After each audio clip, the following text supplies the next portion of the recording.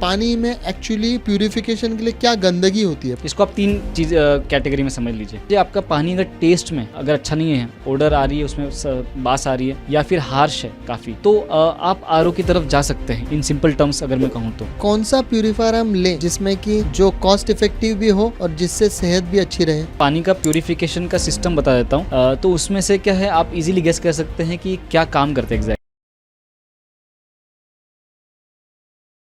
70% पूरे पृथ्वी का और हमारे शरीर का तत्व पानी है। तो हम जानते हैं कितना महत्वपूर्ण है और इससे साफ पानी का क्या महत्व है। तो इसे साफ करने के लिए जो गैजेट यूज किया जाता है वाटर प्यूरिफायर, इस पे हम 2 सीरीज बना रहे हैं। पहले सीरीज में इसकी टेक्निकलिटी जानते हैं कि ये कैसे प्यूरिफाई करता है, और सेकेंड में इंटीरियर या इसका इंस्टॉलेशन एस्पेक्ट जानते हैं। नमस्कार प्रवीण। हाय। पहले हम जानना चाहेंगे कि वाटर प्यूरिफायर करने के लिए पानी में एक्चुअली प्यूरिफिकेशन के लिए क्या गंदगी होती है, पानी में क्या डर्ट या डस्ट होता है? इसको आप तीन चीज कैटेगरी में समझ लीजिए।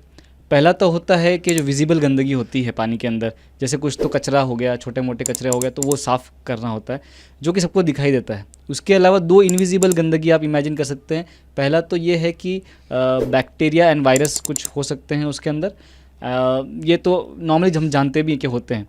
और तीसरा ये होता है कि उसके अंदर सॉल्ट्स होते हैं पानी के अंदर, जो कि हम जानते हैं मिनरल्स होते हैं, सॉल्ट्स हैं, एंड बाकी लेड भी आ सकता है, मेटल के टुकड़े भी आ सकते हैं, कुछ भी हो सकता है। सो ये सारे सॉल्ट्स को भी हटाने का प्रक्रिया वाटर प्यूरीफायर भी करता है बेसिकली।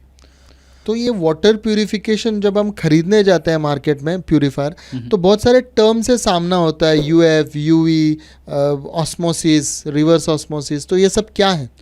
इसको समझने से पहले मैं ना पानी का प्यूरिफिकेशन का सिस्टम बता देता हूँ। तो उसमें से क्या है, आप इजीली गेस कर सकते हैं कि क्या काम करते हैं एग्जैक्टली। सो इनको एक्सप्लेन भी करते जाता हूँ साथ ही साथ में। जैसे कि सबसे पहले तो जैसे मैंने कहा, सेडिमेंट जो होते हैं, कचरा होता है, उसको साफ़ करना होता है नॉर्मल पानी से। तो उसके लिए सबसे पहले एक वो कैंडल लगाई जाती है, उसको आप मेम्ब्रेन फिल्टर भी कह सकते हैं। सो वो पहले बार उससे पास होता है जो आपका टैप वाटर है वो, एंड सारा जो कचरा है वो साफ़ कर देता है। उसके बाद वो कार्बन फिल्टर से होकर गुजरता है। कार्बन फिल्टर क्या करता है, कार्बन एक्टिवेटेड चारकोल पार्टिकल्स होते हैं उसके अंदर, वो पानी में से जो ओडर होता है या फिर उसका जो बैड टेस्ट होता है वो सारा हटा देता है। फिर कार्बन फिल्टर से वो पास होता है आगे यूवी और यूएफ पे, अगर वाटर प्यूरीफायर में है तो। सो यूवी क्या करता है, अल्ट्रावायलेट रेज जो है वो फायर करता है पानी के ऊपर, जिससे जो बैक्टीरिया एंड वायरस होते हैं वो सारे मर जाते हैं। एंड वापस वो जाता है यूएफ की तरफ, इसी के आगे लगा होता है वो। यूएफ बेसिकली क्या करता है, जो मरे हुए बैक्टीरिया वायरस जो थे यूवी से, वो जाते कहीं नहीं है ना। सो वो यूएफ क्या करता है, उनको फिल्टर कर देता है आउट एंड उसको साफ़ कर देता है। अभी इसके आगे की जो कहानी है वो बेसिकली रिवर्स ऑस्मोसिस आप उसे कह सकते हैं। किसी रिवर्स ऑस्मोसिस जो आरओ प्यूरीफायर होते हैं उसके अंदर यूवी भी होता है, तो इसी यूवी के आगे वो नेक्स्ट कंटेस्टेंट होगा। वो क्या करेगा बेसिकली, वो काफ़ी जो है ना डेंस मेम्ब्रेन होता है। मेम्ब्रेन यानी कि आप समझ लीजिए उसमें पानी गुजर सकता है पर बहुत ज़्यादा फिल्ट्रेशन होके। उसका जो प्यूरिफिकेशन जो सिस्टम है वो क्या करता है, सारे जो आपके टीडीएस जो है पानी का, यानी कि टोटल डिजॉल्व सॉल्ट्स इसको कहते हैं, उसको वो क्लीन करने का काम करता है। यानी कि जो सॉल्ट्स हैं, बेसिक मिनरल्स हैं आपके, जो कि कंटेन कर सकते हैं लीड या फिर कोई भी तरह का मेटल या फिर कोई भी तरह कैल्शियम, सोडियम, ये सब जो भी ये मिनरल्स हैं वो सब उसमें से साफ़ कर देता है, ताकि आपका जो पानी का पीएच लेवल है वो इम्प्रूव हो जाए और आप उसे कंज्यूम कर सकें। लेकिन वैसे बहुत ज़्यादा पीएच लेवल बहुत इंक्रीज़ होने से भी वो ड्रिंकेबल वाटर इतना अच्छा नहीं होता है अपने शरीर के लिए। सो ये आप समझ लीजिए कि पीएच इसने रेगुलेट कर दिया, रिवर्स ऑस्मोसिस ने या आरओ ने। इसके बाद जनरली बहुत सारे जो प्यूरीफायर्स होते हैं ना, वो पीएच एनहांसर लगा देते हैं उसके अंदर, ताकि जो पीएच इसने कम कर दिया है आरओ ने, वो वापस उसमें रीबैलेंस किया जाए, एंड देन वो फिर आपके पीने के उपयोग के लिए वो आपको आगे दिया जाता है।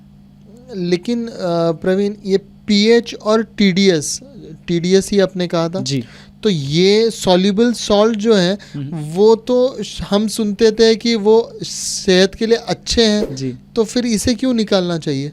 वैसे ये जो रिवर्स ऑस्मोसिस प्रोसेस है वो उसके निकालने के लिए नहीं बनाए गए हैं, वो बेसिकली उनको निकालने के लिए बनाया गया है जो कि उसी कैटेगरी में आते हैं, उसी डेंसिटी में आते हैं। क्योंकि जो आरओ है वो 0.0001 माइक्रॉन्स तक जो पानी को प्योरीफाई कर देता है। तो उसमें से जो एसेंशियल जो सॉल्ट्स थे जो अपने बॉडी के लिए अच्छे होते हैं वो भी प्योरीफाई हो जाते हैं। So it is part of the process only. इसलिए कोई कोई जो ब्रांड्स होते हैं उसके आगे जो pH एनहांसर्स लगा देते हैं। लेकिन आप सच कह रहे हैं, pH जो है वैसे तो pH क्या होता है 7 pH से लेकर 8.5 pH तक जो नॉर्मल ह्यूमन ड्रिंकिंग के लिए काफ़ी अच्छा होता है। वो आपका बॉडी का सारा मेटाबॉलिज्म भी अच्छा मेंटेन करता है, एसिड जो लेवल होता है वो भी अच्छा मेंटेन करता है, एंड जो अपना सफाई का प्रोसेस होता है, किडनी है, ब्लैडर है, उसको भी अच्छा प्रॉपरली मेंटेन करता है। इसके कम pH लेवल भी हमको कभी कभार कंज्यूम करने के लिए डॉक्टर कहते हैं। बहुत ज़्यादा अच्छा pH लेवल अल्कलाइन वाटर भी कभी कभार डॉक्टर हमें कंज्यूम करने के लिए कहते हैं अच्छे हेल्थ के लिए। सो आरओ हमेशा ही अच्छा काम कर रहा है ऐसा नहीं है, ऐसा अगर अज्यूम करें तो।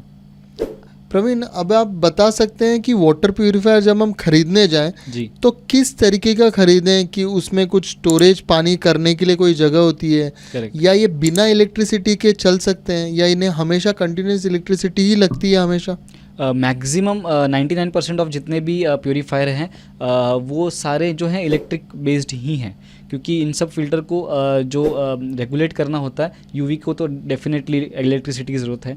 उसके आगे अगर बूस्टर पंप्स लगे होते हैं तो उसको वापस ज़रूरत है इलेक्ट्रिसिटी की। सो मैक्सिमम इलेक्ट्रिसिटी बेस्ड ही हैं।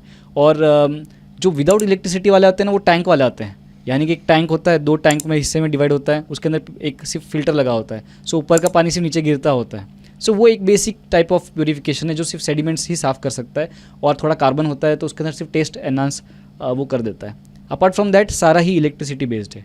और कंटेनर की अगर आप बात कर रहे हैं, सो किसी किसी में इनबिल्ट टैंक होता है, एंड कोई कोई डायरेक्ट पानी डिस्पोज कर देता है। आपको वाटर स्टोरेज का सोचना पड़ेगा। जैसे आपके घर में मटका है तो आपको शायद टैंक वाला आरओ प्योरीफायर या कोई भी प्योरीफायर लेने की ज़रूरत नहीं है। आप डायरेक्टली क्या कर सकते हैं कि वो जो पानी का जो आउटलेट होगा नॉर्मल प्योरीफायर का, वो सीधा पाइप से कनेक्ट करके मटके में पानी भर सकते हैं। लेकिन बहुत लोगों को मैंने ये देखा है कि घर में मटका भरना होता है उनको, लेकिन फिर भी वो टैंक वाला गलती से ले लेते हैं वाटर प्योरीफायर। उसमें क्या होता है, जब तक टैंक नहीं भरेगा तब तक आप अपना मटका भी नहीं भर सकते हैं, क्योंकि डायरेक्टली पानी आप उसमें से नहीं निकाल पाएंगे, आपको टैंक भरने का इंतज़ार करना होगा। सो आप ये भी देखिए कि अपना यूज़ केस क्या है, उसके हिसाब से आप दोनों में से कोई भी चूज़ कर सकते हैं। प्रवीण, तो अभी मुझे क्लैरिटी आप सही बता सकते हैं कि कौन सा प्यूरीफायर हम लें जिसमें कि जो कॉस्ट इफ़ेक्टिव भी हो और जिससे सेहत भी अच्छी रहे? आपका रिकमेंडेशन क्या रहेगा? सो बेसिकली इसका वापस TDS पे आ जाता है। अगर आप TDS ज़्यादा नहीं टेक्निकलिटी में पढ़ना चाहते हैं तो फिर आप ये इमेजिन कीजिए, आपका पानी अगर टेस्ट में अगर अच्छा नहीं है, ओडर आ रही है उसमें, बास आ रही है, या फिर हार्श है काफ़ी, तो आप आरओ की तरफ जा सकते हैं इन सिंपल टर्म्स अगर मैं कहूँ तो।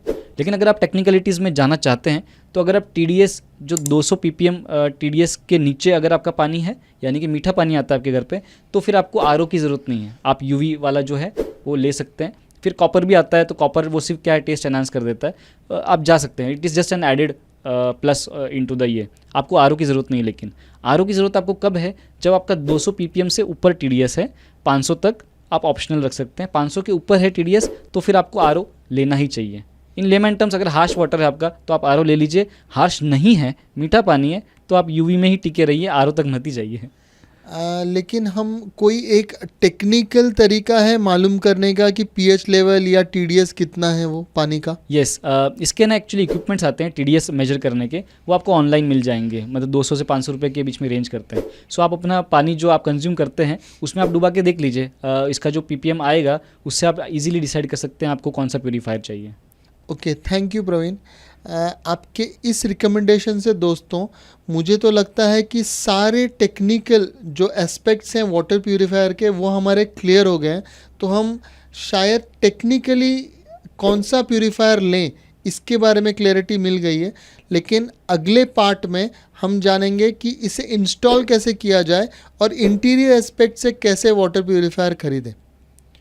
Thank you and stay subscribed to Undesign. Bye for now.